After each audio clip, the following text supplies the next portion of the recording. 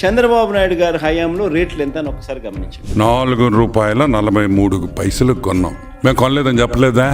మేము ₹2.49 మేము తీసుకున్నాం కదా.